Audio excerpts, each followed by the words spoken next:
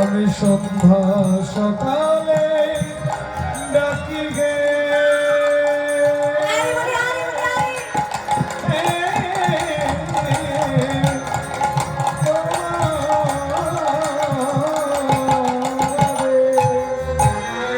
সন্ধ্যা সকালে ডাকি হে গোপালে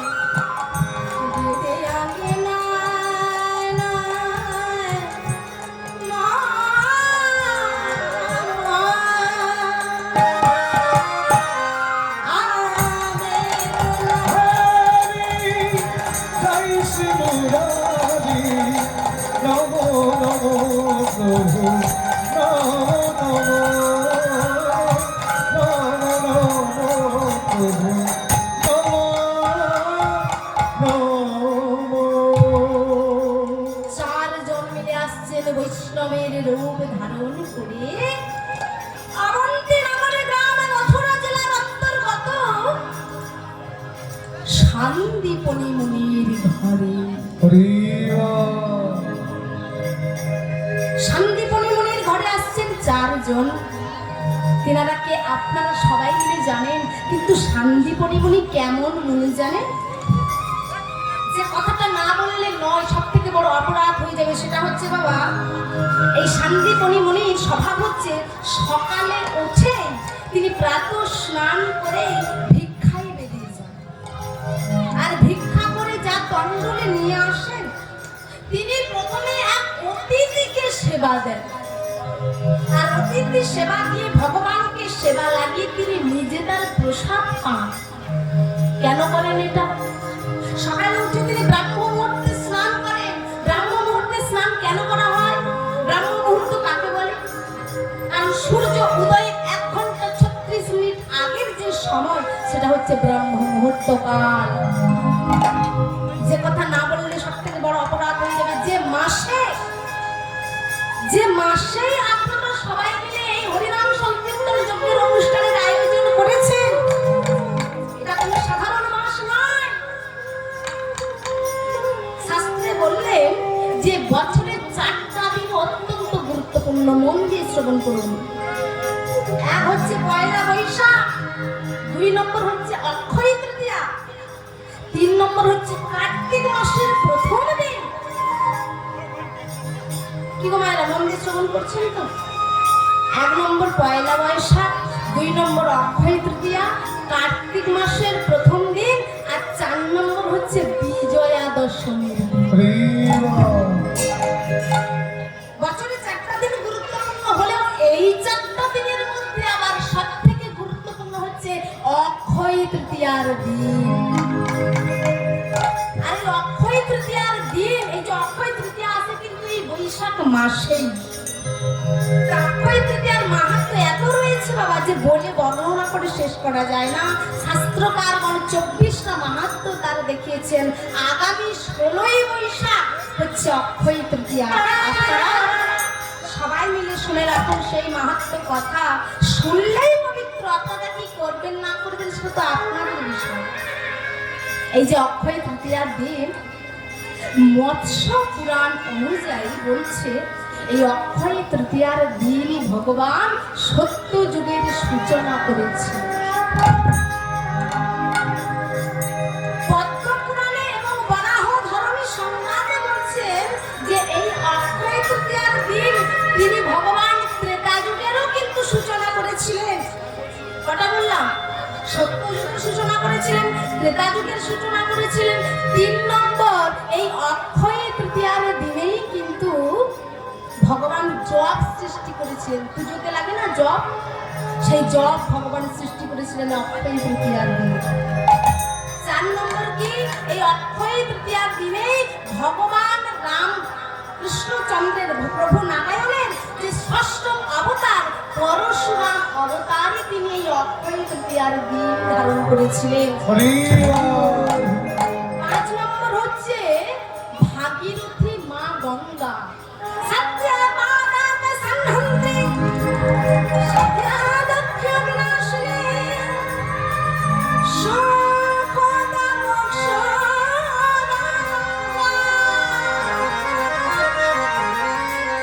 গঙ্গায় মা পরমাং গতি।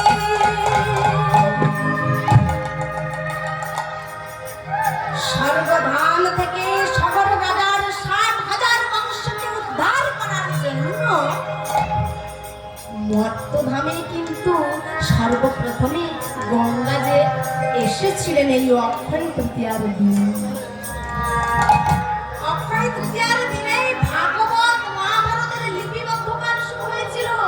6 নম্বরটা বললাম। 7 নম্বরে বলছে এই অক্ষয় তৃতীয়ার দিনে বেদ ধর্ম প্রকৃতি মার্গের সূচনা হয়েছে। 9 নম্বরে বলছে এই অক্ষয় তৃতীয়ার দিনে পুরী ধামে জগন্নাথ দেবের রথ কার্য নির্মাণ শুরু হয়ে যায়। একদম সর্বশেষ 10 নম্বরটা বলে যাচ্ছে, 24 নম্বর তো রয়েছে, সময় সংক্ষেপের জন্য 10 নম্বর পর্যন্ত বললাম। 10 নম্বরে বলছে এই অক্ষয় তৃতীয়ার দিন যে সকালবেলা ব্রহ্ম মুহূর্তে স্নান করে প্রাতঃ স্নান করে তুলসীতে জল দান করবেন, তুলসী প্রদক্ষিণ করবেন এবং তুলসী প্রদক্ষিণ করার পরই ভগবানের সেবা করবেন, জপ করবেন, তপ করবেন, পিতৃপুরুষদের উদ্দেশ্যে তিল তর্পণ আদি দান করবেন, ব্রাহ্মণকে দান করবেন, শুদ্ধ বৈষ্ণবকে দান করবেন। সমস্ত কিছুই যাই কিছু করুন না কেন সমস্ত কিছু যুগ যুগ ধরে অক্ষয় হয়ে থাকবে, অক্ষয় হয়ে থাকবে, অক্ষয় হয়ে থাকবে। জয় গুরু গৌরাঙ্গ। হরি বল। তাহলে সেটা কবে হয়? এই বৈশাখ মাসেই হয়। বৈশাখ মাসের মাহাত্ম্য কি জানেন? এই বৈশাখ মাসকে বলা হচ্ছে মধুসূদন মাস। কেন না? মধু জাতীয় ফল পাওয়া যায়, আম, জাম, কাঁঠাল, লিচু, মধু জাতীয় ফল পাওয়া যায়। আর সেই মধু জাতীয় ফলকে ভগবানের উদ্দেশ্যে নিবেদন করলেন, ভগবান বড়ই সন্তুষ্ট হন। আর স্কন্দ পুরাণে যে মাহাত্ম্যটা বর্ণনা করেছেন যে এই বৈশাখ মাসের এত মাহাত্ম্যটা কেন জানো? কারণ আসাম গৌহাটিতে বশিষ্ঠ মুনির আশ্রম ছিল। আর সেই বশিষ্ঠ মুনির আশ্রমে একজন মা সে হরি কথা শুনতে যেত। কলিযুগে মায়েরাই বেশি হরি কথার প্রতি আকৃষ্ট হবেন। কেন?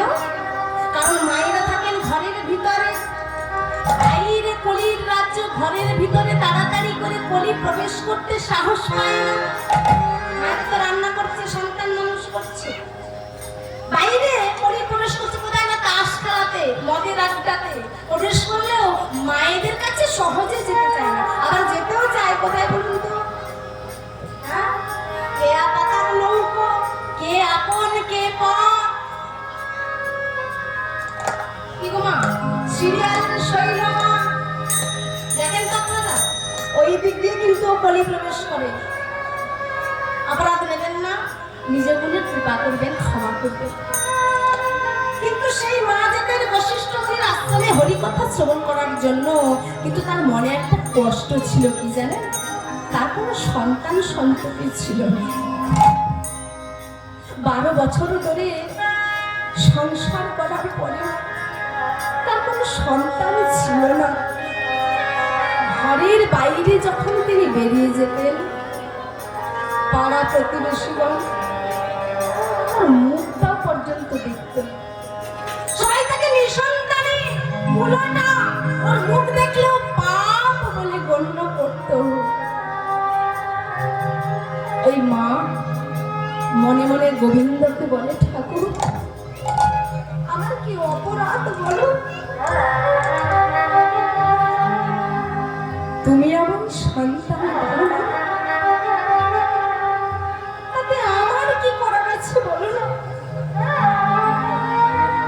আমি যখন ঘরের বাইরে যাই, সবাই আমার মুখের দিকে তাকিয়ে মুখটা সঙ্গে সঙ্গে ঘুরিয়ে নেয়, আমার সঙ্গে কেউ কথা বলে না। তাই আমার মনের কথা, আমি তুমি ছাড়া তো আর কেউ যাবে না। আমি তোমার জন্য সর্বস্ব নিবেদন করেছি। আর বলে রাখি প্রভু, তমেব মাতা চ পিতা তমেব বন্ধুশ্চ সখা তমেব বিদ্যা তমেব তমেব সর্বং মম দেব দেব।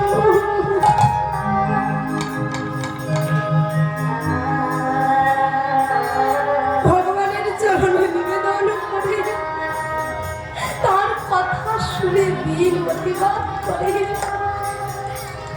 একদিন তার নিজের স্বামী এসে বলছে, ব্রাহ্মণী, আগামীকালই আমি তোমায় ছেড়ে আমার আপন কাজে চলে যাব। কথাটা শুনেই ব্রাহ্মণী কি উত্তর দিলেন জানো? স্বামীকে বলছে, মানে জিজ্ঞেস করছে না আগামীকাল কোথায় যাবেন, কেন যাবেন, জিজ্ঞেস করছেন না। না জিজ্ঞেস করে তিনি বলছেন, আচ্ছা স্বামী, আপনি আমায় ছেড়ে চলে যাবেন তো? তা আমি বলছি, আপনি আমায় আগামীকাল ছেড়ে যাবেন না, আপনি আমায় আগামী পরশু দিন ছেড়ে যাবেন।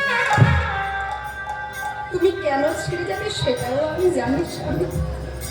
মনে মনে বলছি, তুমি যে আমায় কেন ছেড়ে চলে যাবে সেটা আমি জানি। কি জানি জানো? কারণ এই জগতের পতি যারা, এই জগতের পতি যারা, তারা তোমায় ততদিন ভালোবাসে যতদিন তোমাদের শরীরের মধ্যে যৌবন কাল থাকবে, যতদিন তুমি সংসারে দিতে পারবে, ততদিন এই জগতের পতি তোমায় ভালোবাসে। তিনি যেদিন তোমার এই শরীরে যৌবনকাল থাকবে না, যেদিন তোমার শরীরের সমস্ত ক্ষমতাগুলো আর করতে পারবে না, সমস্ত শরীরগুলো শিথল হয়ে যাবে, সেদিন কিন্তু এই জড় জগতের স্বামী আর আপনাই ভালোবাসবে না। কিন্তু যিনি এই জগতেরও স্বামী, যিনি সে জগতেরও স্বামী, তিনি হলেন জগৎ স্বামী শ্রী গোবিন্দ। সেই জগৎ স্বামী কিন্তু কোনোদিনও আপনাকে ছেড়ে যাবে না। আপনি তাকে ডাকুন কিংবা নাই ডাকুন, আপনি তাকে ভালোবাসুন কিংবা নাই বাসুন, শেষের দিনে আপনার এই দেহটাকে নিয়ে বলো হরি হরি বল, বলো হরি হরি বল, বলো হরি হরি বল, হরি নাই বল, হরি বল। আর কিন্তু কোনো পথ নেই, কোনো গতি না। তাই বললেন স্বামী, আমি গতকাল যাবেন না, আগামীকাল আমায় ছেড়ে যাবেন না, আগামী পরশু আমায় ছেড়ে চলে যাবেন। ব্রাহ্মণ আশ্চর্য হলেন যে আমাকে এমন কথা বললেন। আচ্ছা ঠিক আছে, সেই আগামীকালই ব্রাহ্মণের হাত ধরে নিয়ে যাচ্ছেন বশিষ্ঠ মুনির আশ্রমে, গৌহাটি আসাম। এখন সে আশ্রমটা ভেঙে চুরে গেছে, কিন্তু সেখানে যখন নিয়ে গেছেন, হরি কথা কৃষ্ণ কথা শ্রবণ করছেন। আর যখন হরি কথা কৃষ্ণ কথা শ্রবণ করছেন, সন্তানের প্রসঙ্গ এলো। আর যেই না সন্তানের প্রসঙ্গ এলো, বলছে সন্তানে যদি লাভ করতে হয়, জগতে ক রকমের সন্তান আছে জানো? বলি শোনো। প্রথমে হয়েছে কি না, শত্রুজাত সন্তান। শত্রুজাত সন্তান মানে সে আপনার সঙ্গে শত্রুতা করবে। আপনি একজনে কারোর সঙ্গে শত্রুতা করেছিলেন, তো শত্রুতা করে প্রতিশোধ নিতে পারেন নাই, ওই কিন্তু আপনার পরবর্তীকালে ছেলে হয়ে জন্ম হয়ে আপনার শত্রুতা করবে, আপনার সঙ্গে মেরে দেবে, কেটে দেবে। সম্পত্তির জন্য আমরা খবরের কাগজে দেখি যে সম্পত্তির জন্য ছেলে বাবাকে খুন করেছে। খবরের কাগজে, রেডিওতে আমরা অনেক দেখি, কারণ এটা হচ্ছে শত্রুজাত সন্তান। দু নম্বর হচ্ছে ঋণজাত সন্তান। আপনি কারোর কাছে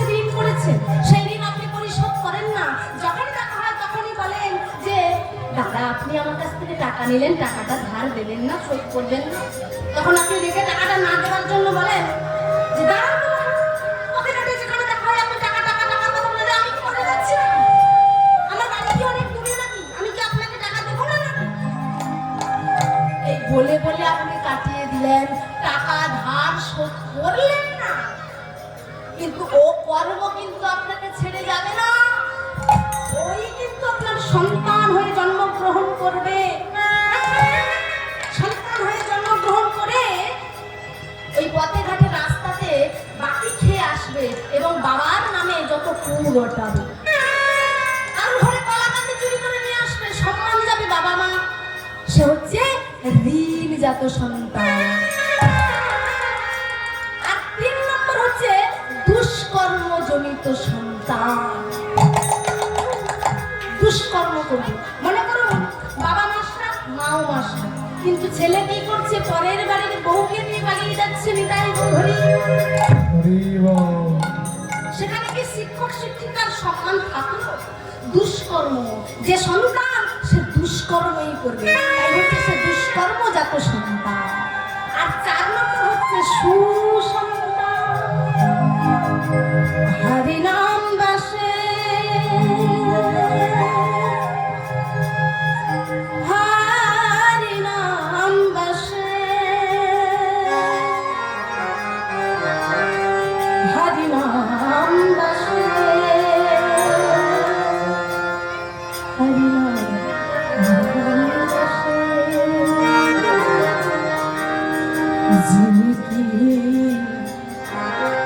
হৃদয় হরিনাম বাসে জিনকি হৃদয় হরিনাম বাসে।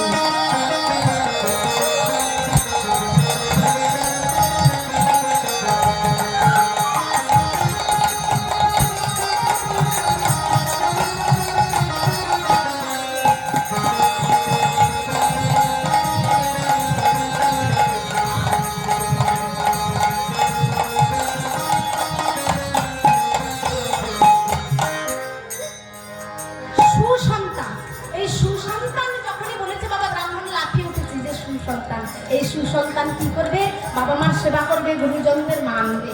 তারপরে হচ্ছে বাবা যে উদাসীন সন্তান। 5টা সন্তানের কথা বললেন, কিন্তু সর্বশেষে ব্রাহ্মণী সুসন্তান প্রাপ্ত হলেন। কেন জানেন? কারণ গত জন্মে আসতে বৈশাখ মাস শেষ হতে মাত্র 3 দিন বাকি ছিল।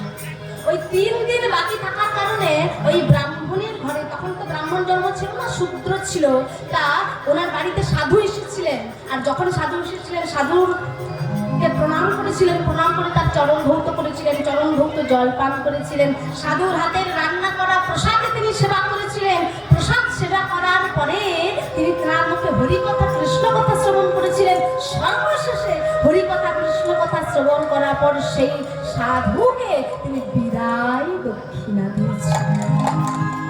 তাই তিনি এই যুগে শূদ্র থেকে, এই জন্মে শূদ্র থেকে তিনি বৈষ্ণব, জয় রাধে জয় নিতাই, তিনি ব্রাহ্মণের রূপ ধারণ করলেন। আর বৈশাখ মাসের মাহাত্ম্যটা এখানে প্রকাশ হল। বৈশাখ মাস শেষ হতে মাত্র 3 দিন বাকি ছিল বলে এমন কাজ করলেন। তা আজকে তো বৈশাখ মাসের মাত্র 7 তারিখ, সারা মাস পরে আছেন।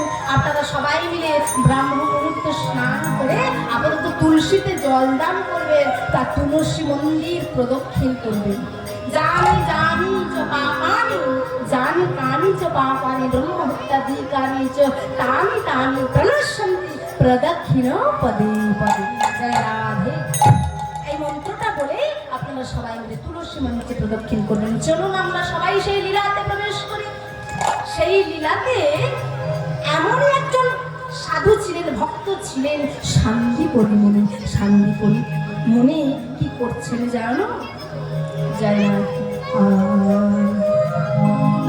ওরে আমার মন পাপিয়া, একবার গাহত কৃষ্ণ